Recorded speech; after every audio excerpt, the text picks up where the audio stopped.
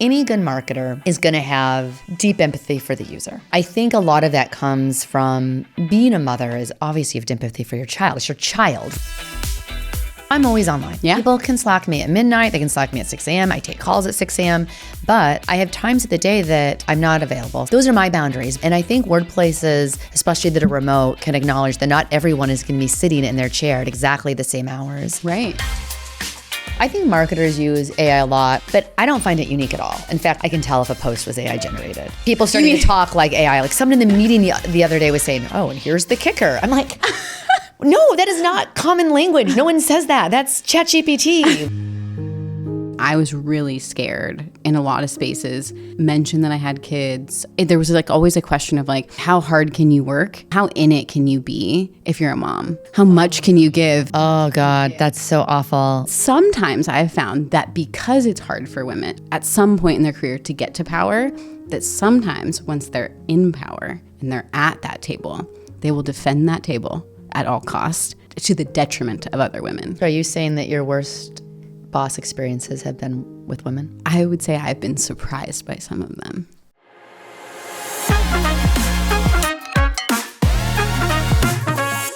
Heidi. Yes. This is going to be so fun because when Jake sent me over your LinkedIn, I went right past it because I was like, okay, LinkedIn's are cool, but she has a website. Yes, I do. And then at the top of the website, it said, Writer, thinker, whiskey Writer, thinker, whiskey drinker. And I said, my plan is to become best friends with Heidi. The best first step would be to do a podcast together naturally.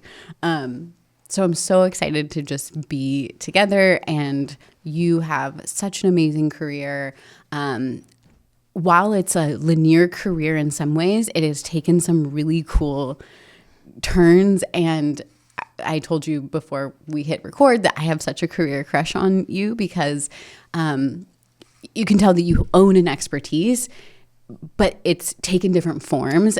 And I think that is just like so empowering. And you're a mom, and you write about being a mom, and I'm a mom. And transparently, it's something that early in my career, having kids before a lot of my peers, I was really nervous to talk about. And so when I was reading your pieces on motherhood in general, it felt like a warm hug. Like it felt like walking into your best friend's house while she's holding an open bottle of rosé. Like that's how the writing felt to me, because it was so familiar and comfortable to sit in a space with someone who I absolutely adore the career aspect, but then to hold motherhood in the same space. So that's kind of what I want to get into today, is just how do you hold them both? How do we hold them both? How does it align back to marketing in our worlds? Because it so does.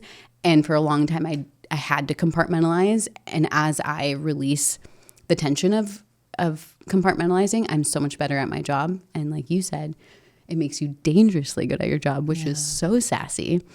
So I kind of want to start there. Did you always hold that conviction that motherhood made you better at your job? Or is that something you had to grow into? Probably grew into it. I mean, it's a bit of a different story than yours. You had children earlier in life. I had them later in life. Like I really wanted to be a mom. Yeah. But I've always been open with everything on my writing, and I've had many viral blog post at one time around dating in San Francisco, which is a topic for another podcast. But I mean, I wrote about freezing my eggs. Like I was definitely on a motherhood journey. Yeah. And so I think it was so much a part of my identity that when it happened and I became a mom and of course tried to figure it all out, it was just easier to incorporate. I didn't think it would make me better at my job though. I thought it's very, stressful to balance, but it does, because motherhood teaches you so many things. Yeah. And I remember, there's so many things I could talk about, right? On what motherhood teaches you and how you can apply it to the workforce or to marketing. Yeah. But, one of the things that I was thinking about and preparing for the podcast is people that don't have children. And, we were all that person at one time. Things can feel very overwhelming. all the time. And I was on a Zoom call, and it was with a team a few yeyears ago, and none of them had any children. And they were just complaining about all the things they had to do, and they had to write this piece of content. It was going to take them 3 days. And I'm like, oh my God, I am coming up with stories in 5 minutes, like 100%. On the fly, while packing a lunch. Bedtime, while packing a lunch. And it's just, I just think the resilience that we have, and not just resilience for life, but resilience in the creative, like the creative art as well, because we always have to think through interesting ways to explain things, right? Or to tell the stories, or to convince them to, eat their broccoli. Like there's all these tricks we're always pulling out of hats, right? And I think that definitely applies to marketing and just trying to, inspire teams to do things right as well. I think I especially love the storytelling aspect of it because, motherhood forces us to be so much more playful than it feels like that life wants us to be. Yes. So we are dancing in the kitchen. We are making up names for Pokemon. We are doing these things. It's like a muscle that we get to exercise, and then it translates. But have you seen in your general storytelling, have you seen that evolve after motherhood, and like how you tell stories, how you captivate audiences? My personal writing is just, I just want to be authentic, right? And personal writing, on my website or for whatever other publication. But I think for work, it's about allowing yourself, but also allowing others to be really playful. I'm going to go on a tangent here. We love that. A little bit. And you've read my bio. So I worked at IDEO for 4 years. Yeah. And there's something that IDEO would do a lot when we would do corporate workshops. We would sit there in a room full of corporate executives, kind of stuffy in their suits. And they think we're going to like... tables, the shiny everything. Mahogany. Everyone has their coffee and their notepad and their pen. I can't even picture you in that space, to be honest. Very corporate. Well, I was in the cool design firm, trying to teach the corporates how to be innovative. But as a warm-up, before we got into, whiteboarding, we asked everyone to get their pad of paper out and their pen. And they're like, okay, ready. What are we going to do? I'm like, draw your neighbor. It was like, panic. Everyone would panic and gasp. And like, what? Yeah. Like, you want me to draw? And then we encouraged them to draw and told them they had to draw. And then they would just start apologizing to their neighbor. I'm so sorry. This is going to be awful. And it was all of this trepidation about something very simple. And think about it. If you asked your boys, you have 3 boys, if you asked them to draw like each other, they would love it. What would they do? Would they just like laugh? Like they would giggle. They would love it. They'd make right. One would have like big eyes. One would have big hair, and they would like have so much fun with it. So when does that stop? When do we start like judging ourselves and feeling like we can't be creative? Yeah. Right. And so I think that stops. And I think they're having children because you're playing with them. You're drawing pictures with them. Yeah. Right. Yeah. It kind of reminds you that, oh, maybe I can be creative. Yeah. I think it kind of comes back to this concept of breaking the script, right? Because in our careers, you've held a lot of power. You've held teams. You've created things at extremely notable brands like Gap. So you're holding power.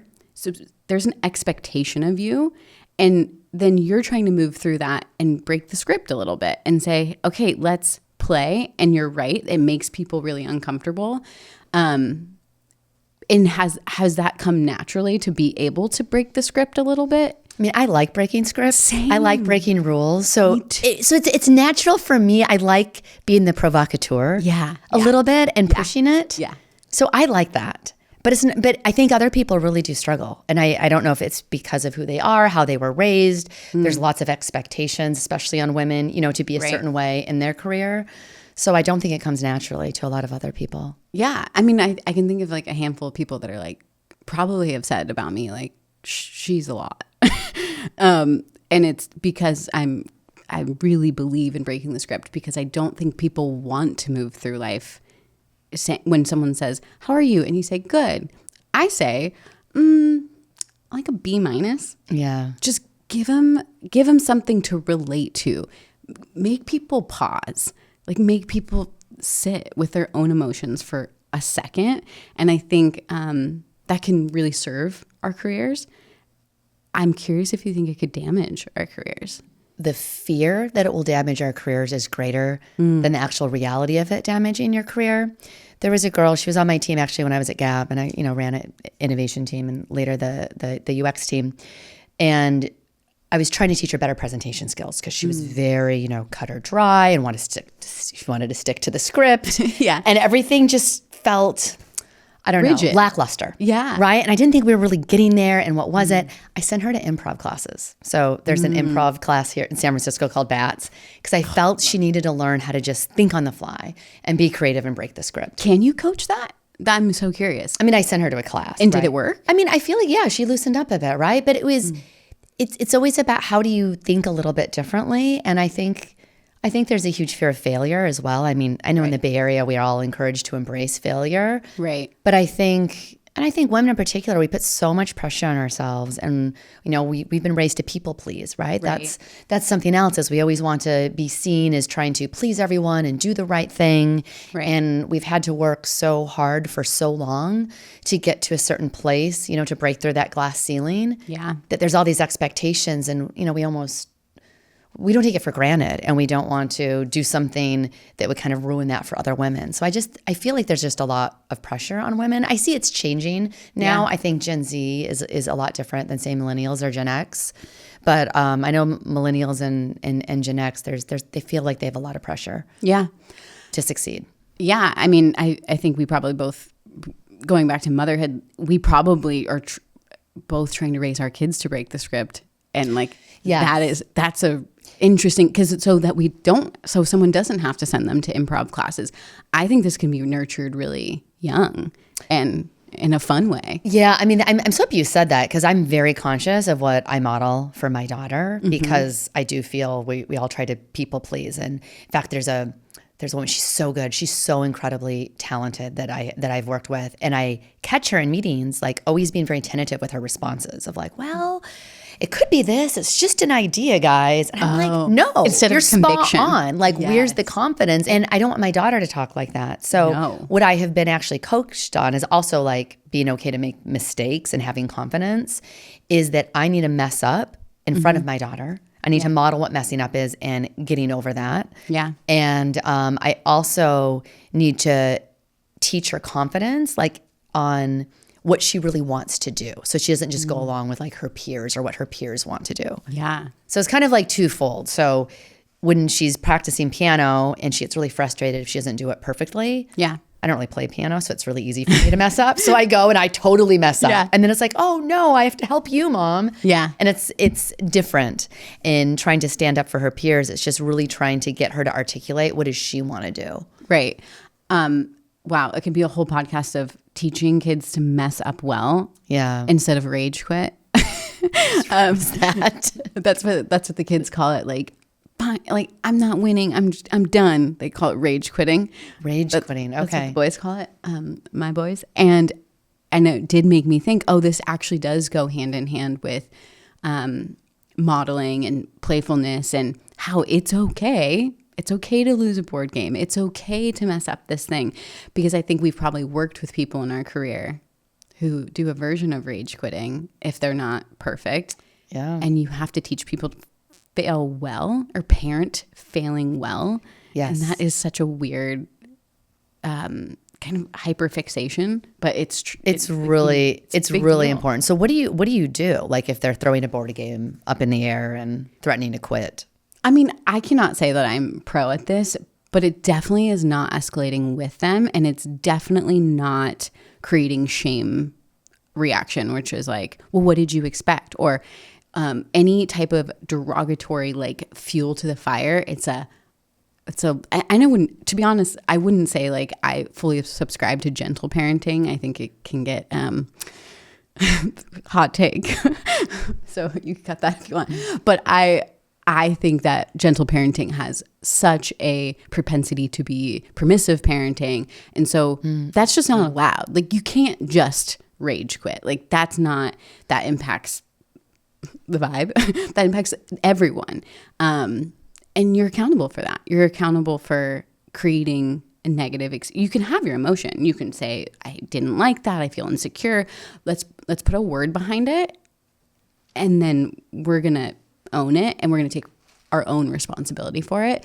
But what we're not going to do is I'm not going to get down on the floor and say, keep throwing that because you deserve. Or you can it's okay to give up. It's okay to give up. Like that's just not, I just think that's that's tricky. Like that's a tricky thing. And now we work with a bunch of adults that you can kind of tell where their parents fell on that type of spectrum of discipline or not. Yeah, and then you see them in the workplace too, exactly. Right? When they throw temper tantrums. And I mean, on that note, like we are, how are we not collectively outraged that is, that's like the way our country is run, and that's because of more permissive parenting. So absolutely, again, hot take, but with your career, and I'd just be so you've like I said, your career to me is linear-ish. Like it's almost like a like a fun, what is that Harry Potter map, the Marauders map or whatever? I don't know.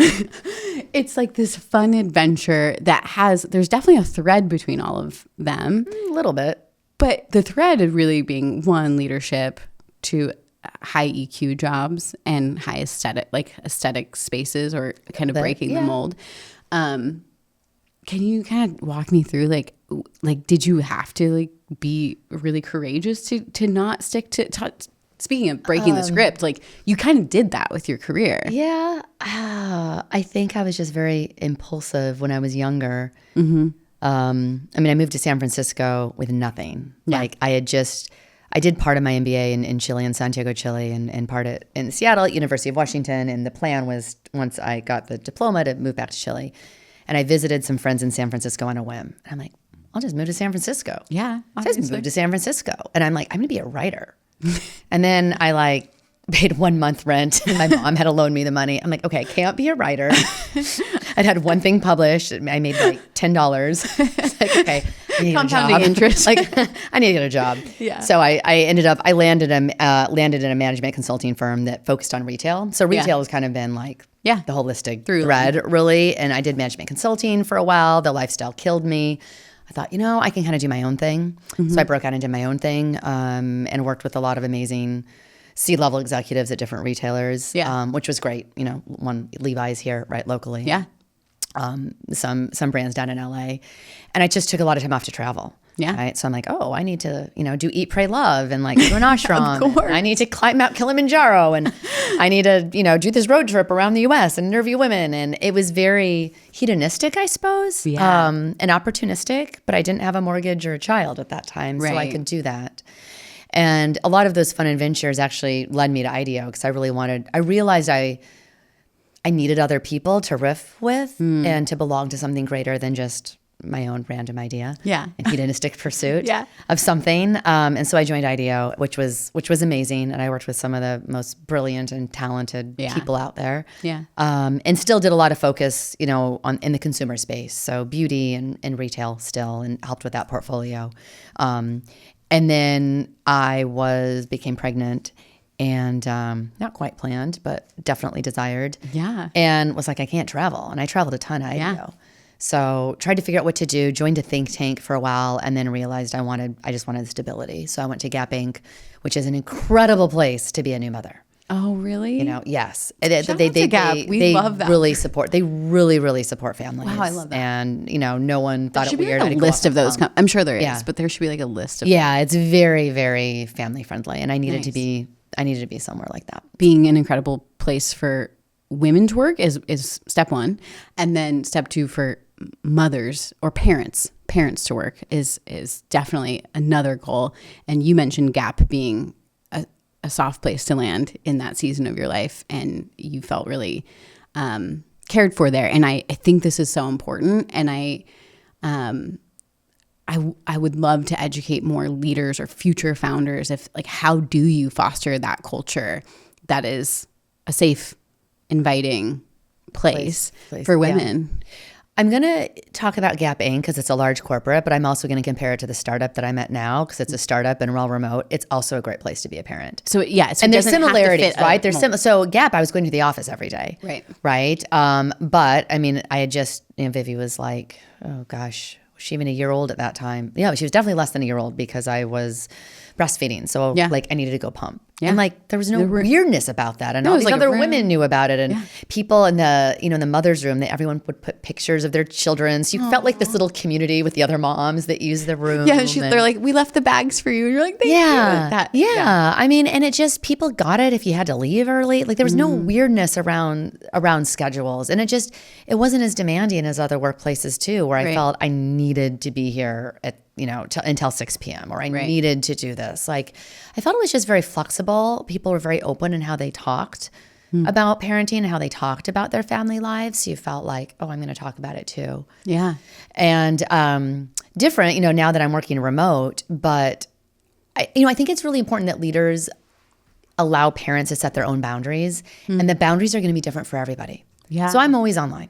Yeah. People can Slack me at midnight. They can Slack me at 6 a.m. I take calls at 6 a.m. But I have times of the day that I'm not available. So actually, I'm not always available because it's for my daughter. It's time blocked. Yeah. And people know I walk my daughter to school every day.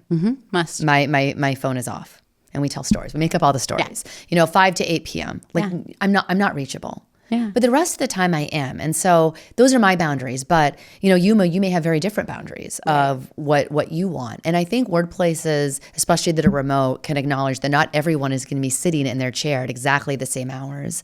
You have to allow people to do what works for them. Of course, there has to be some like consistent crossover so you can all, talk about ideas and do meetings and do projects together. Right. But I think the boundary, not just respecting, but also modeling, especially for younger employees, so they understand that it's okay. When I hear you say that, I get almost like this sense of like jealousy because I was really scared to, in a lot of spaces, mention that I had kids or because maybe it's the sales culture, which you've also been a part of, but like how hard can you work? There was like always a question of like, well, how in it can you be if you're a mom? Like how much can you give? That's so awful. Yeah. And I had one experience where it was in an interview with a large SaaS company that's well respected. And the person interviewing me said, but can you give your time to this job? And I said, in what way? Like I honestly had to pause and really think about what they were asking me.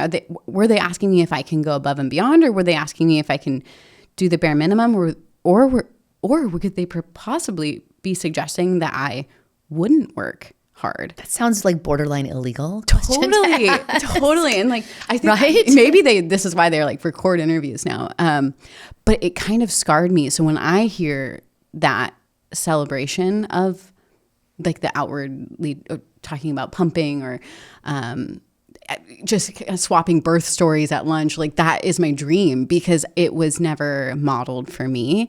And then even take it a step further that I'm what some would call the breadwinner, and that was diabolical to people. Wow. It makes me so sad because first of all, I mean, I think hiring like working moms is like the best thing you can do because they're so highly productive and they know how to cut out all the noise and all the bullshit, right? And just like get it done. They're going to be your most productive, highest performing asset. Yeah. But the fact that you were made to feel like you were made to question like your capability to be highly productive. Yeah. Or like that, I guess that really bothers me. And I feel like we do need to change the narrative and we need to do better jobs as leaders to model it for others. And I think when people start to share parenting stories, you feel somehow more embraced and you understand that people get it. And I think it's really important to say, if you're going to leave early for like say a soccer game or a practice or whatever, do you let other people know that? Because you're now modeling it for younger people on the team. And I think that the worst types of leaders are not necessarily those that say don't have children, but those that maybe do, but they don't model, like or talk about it and create that safe space for other people. Do you feel like the more powerful people get in their careers when they're titles like yours, VPs, C-suite, that it becomes less socially acceptable to talk about your family life, or do you feel like that's not even a thing? And is there a difference by any chance? Because you've worked in software, you've worked in retail, you've worked in a combination of them. Yeah, I would be curious if there's like an industry difference in that? I mean, I don't feel it now. I'm in a tech company now, and I was it before too. So two SaaS companies. But I wonder what big tech is like. I've not worked in big tech, so I don't know if there's a difference in big tech. And maybe it probably very evolved, much depends right? on the leader.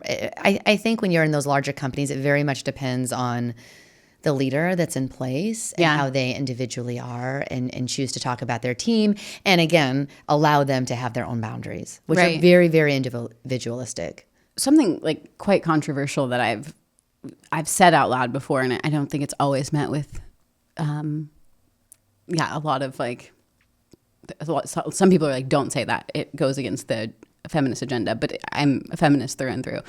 I have noticed that there's been times where I just wanted a woman. I wanted to work for a woman leader. Like I just wanted to work for a mom or a woman, and so that I can like share that space, because I had that vision of like, just let me tell you about how my kid ate a mushroom in the backyard and I was on the phone with poison control. Like maybe you'll get it, you know? But sometimes I've found that because it's harder for women, I think I can objectively say it's harder for women at some point in their career to get to power, that sometimes once they're in power and they're at that table, they will defend that table at all costs to the detriment of other women. Are you saying that your worst boss experiences have been with women? I would say I've been surprised by some of them. And that feels really disappointing to my like psyche. In my group of friends who are pretty high performing females, some also breadwinners, we have found that our worst bosses that made us feel the worst about ourselves were women. And men have been much more our champions than women. Now, that's not true. I've also had some amazing female bosses. One is still a mentor. I consider her still a mentor. Like, I can name them all right now. But like, I found that women are either the best or the worst. And I don't know what it is. I don't know if it's about defending that power, or I think it could just be insecurity and some type of feeling threatened. Yeah, it is a version of threatened, but to my great surprise would be like, you know, not as understanding with motherhood stuff, though they are a mother. Shakes me to my core. Yeah. I said, wait, you're supposed to be in my safe space. Yeah. That kind of, I found disorienting and, but humbling. I had this theory that I was going to die on that hill. I just need to work for women and I'll be fine. I'll be safe in my little estrogen field of dreams. It turns out field of dreams. Turns out that it's just not accurate.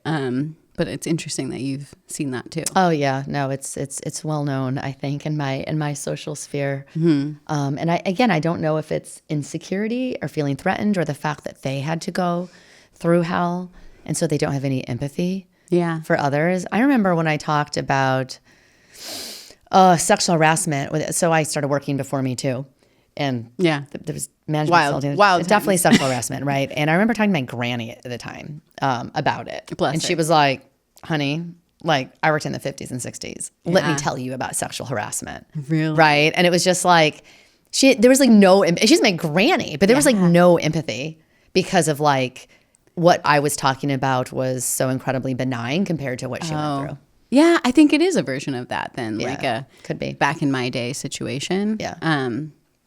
I guess pivoting a little, actually quite a bit, but I'm curious, like looking at your career, we're sitting in the space where our worlds are tangential in a way that I'm working for a startup that is scaling e-com creatives.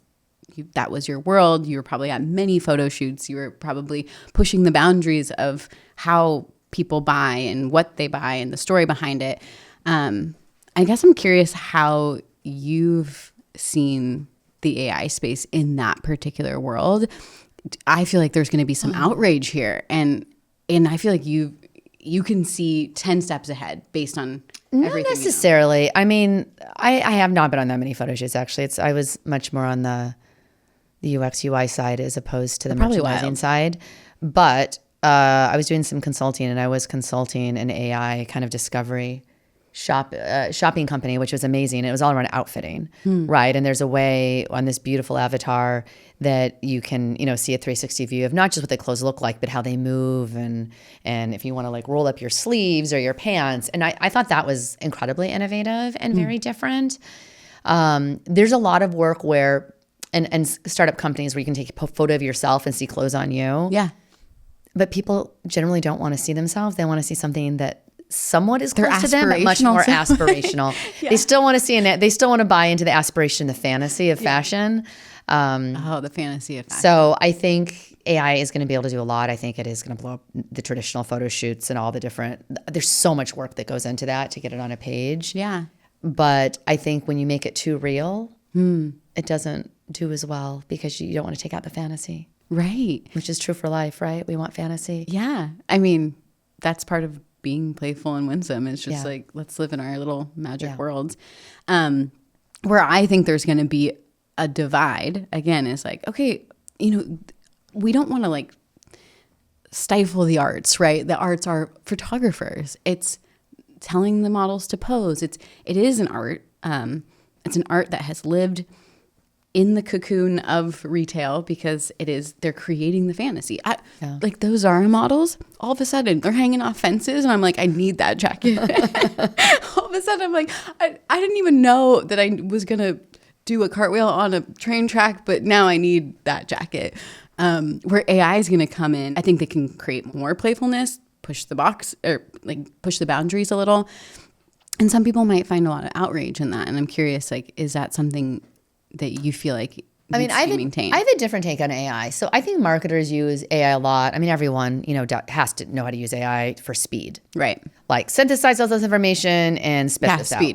But I don't find it unique at all. In fact, I can tell if a post was AI generated. Right. Now I see people starting to talk like AI. Like someone in the meeting the other day was saying, "Oh, and here's the kicker." I'm like, no, that is not common language. No one says that. That's ChatGPT. Like, so you're talking beyond M dashes. Beyond M dashes. No, just everything. But it always there's a formula that it uses, and AI is trained to take incredibly large data sets and find patterns, right, and synthesize it. So when you find patterns and you synthesize it, you get like the average. Right.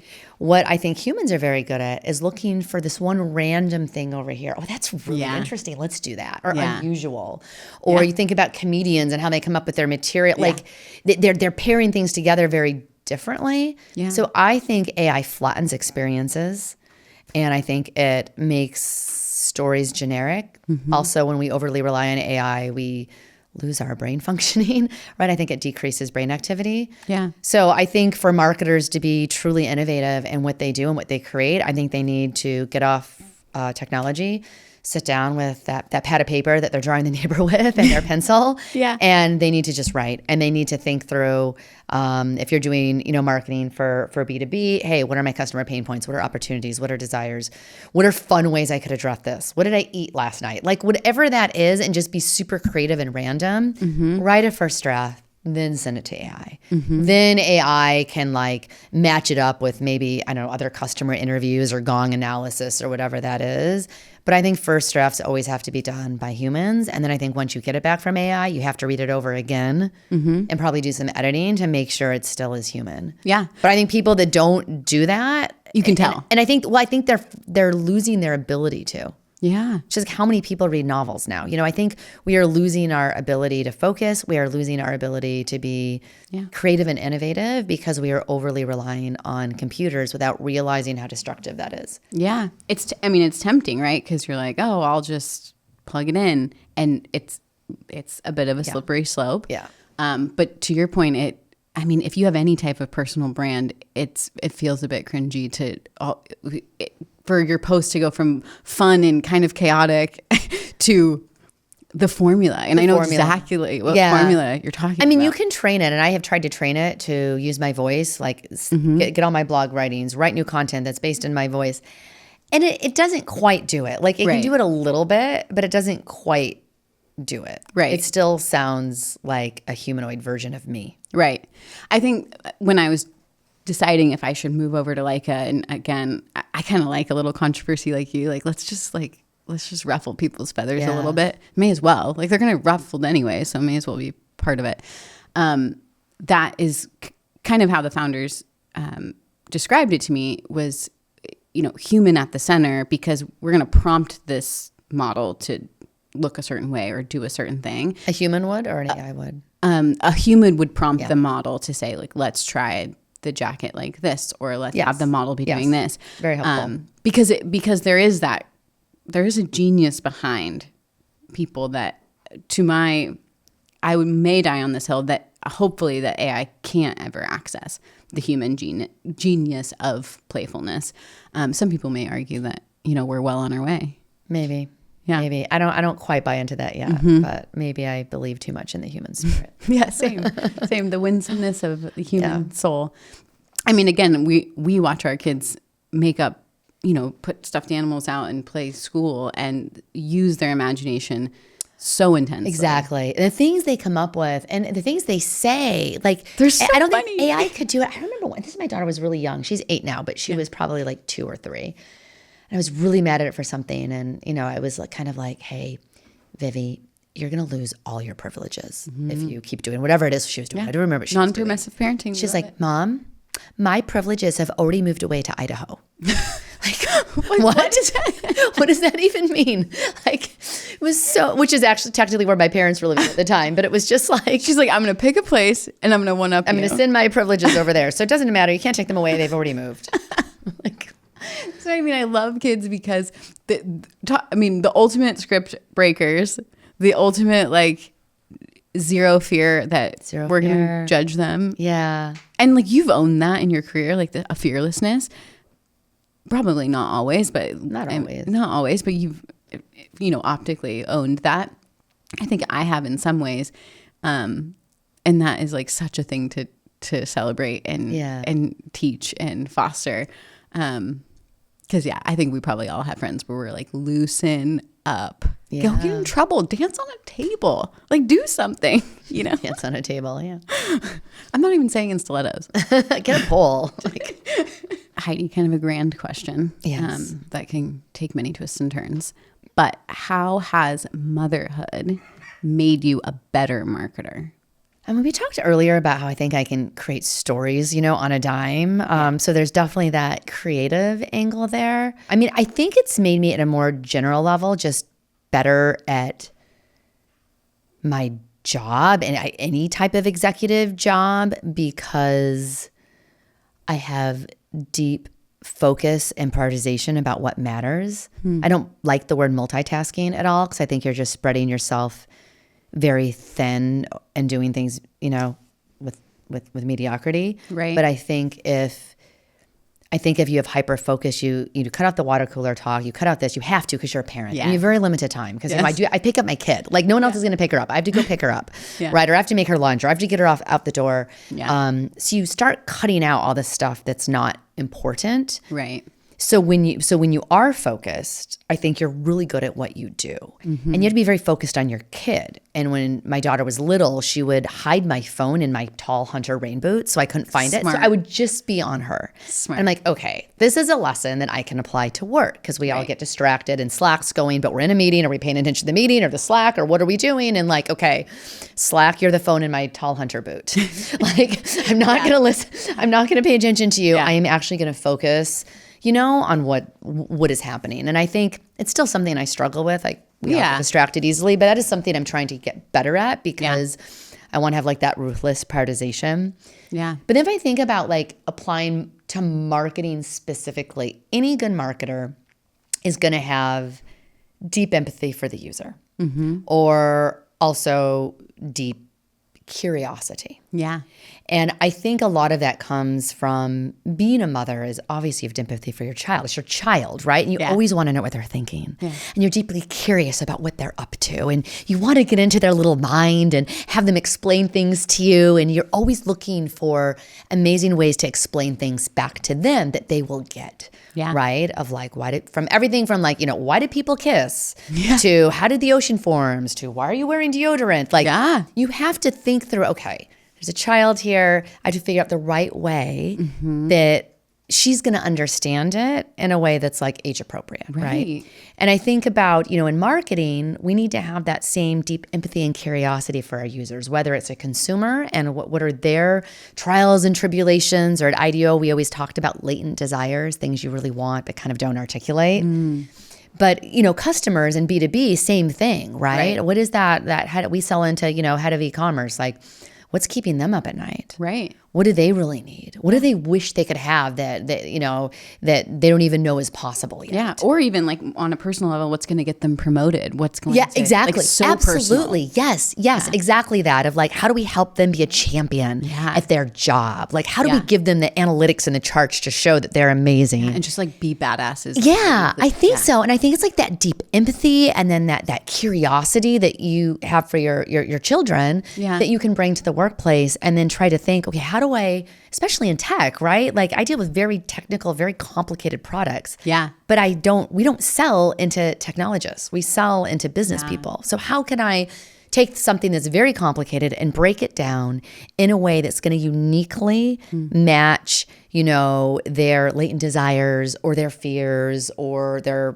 challenges that they're facing, or like you said, help them get promoted because they really need this analytics dashboard. Yeah. And so I think I'm much more empathetic just as a human. Right. But also I think when it comes to marketing and really trying to make sure we get in the heads of our users. Yeah. And not everyone wants to do that. A lot of people want to force feed things and this is the mission we came up in the executive boardroom. Now how do we force it down their throats? The buzzwords and the jargon, I think, are a telltale sign that the curiosity step was skipped, wouldn't you say? Like, you get those pitches and you're like, I'm sorry, what do you do?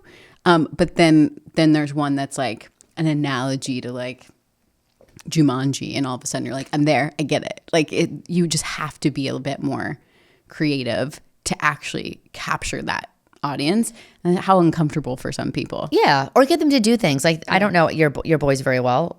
Do they like to eat vegetables, for example?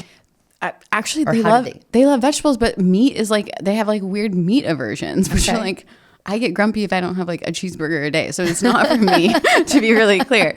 But yeah, they're like it's a constant hostage negotiation at meal times, and I think where you're going with this is like words matter and strategy, and the story, absolutely. And a mild threat with a little bit of laughter goes a long way. And you're right, like we have 7 minutes to get this entire meal in your body. Exactly. High protein, by the way, or else you're going to be manic before school. And what incentives are you giving them? What stories are you telling them? Or potentially taking away. Like it's a whole thing. You're in a hostage situation like every day. Always. And so when I'm in a sales call, I'm like, do I really think that, am I really threatened by that man tantruming? No, that is a day in the life. Men tantruming or mansplaining. Mansplaining. Another day in the life of. I just said yesterday I got mansplained. I said a whole idea. He said it all back to me in just a different flavor of my words. And I was like, should I call him out? Should I? Yes. Always call it the mansplainer. I didn't know the words. I wish you were there. I didn't know the words to say. Like, do you know what that's called? It's called mansplaining. But yeah, I mean, I think you get really good at making a case and making it brief and making it compelling. Yeah. Yep. Which is, it's a skill. It's a skill. And I'm glad we have it. If you could go back in time before you had Vivi, what would you tell yourself about that, about what motherhood is to come? Motherhood is to come.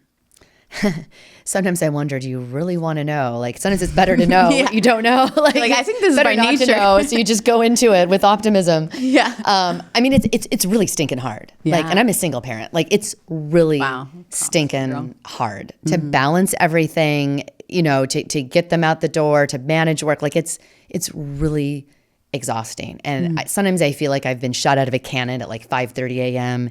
And by the time I'm done, with laundry and work and presentations and bedtime stories and, they come out like 5 times and they don't go back to bed. It's like, 10 p.m. and I'm depleted. I'm done. Yeah.